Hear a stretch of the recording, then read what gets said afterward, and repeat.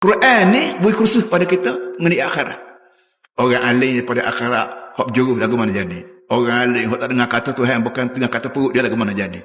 Dan Nabi Muhammad naik ke langit malam Isra' Mi'raj tu, dalam banyak-banyak benda hak Nabi tengok ialah orang duk berunggal dalam neraka, dia erik perut dia sendiri. Orang duk hunggal sini, erik perut, erik tali perut. Dia kata, tanya Jibril, gapo Jibril itu, apa dia erik perut? Dia kata, ni orang alim, hak kata dunia orang itu, dia susut Rusia, dia royak dengan lain, hak ngaji lagu lain. Dia tak royak ke orang, bahawa tujuan dia royak lagu ni, tujuan nak jaga perut dia. Jadi orang perut nak sumat nasi, sumat berapa tu, dia orang pun tak tahu. Dia royak, hak ni halal, hak ni haram. Walaupun haram lagu lain, tapi nak jaga tali perut dia ni, dia royak benda lain.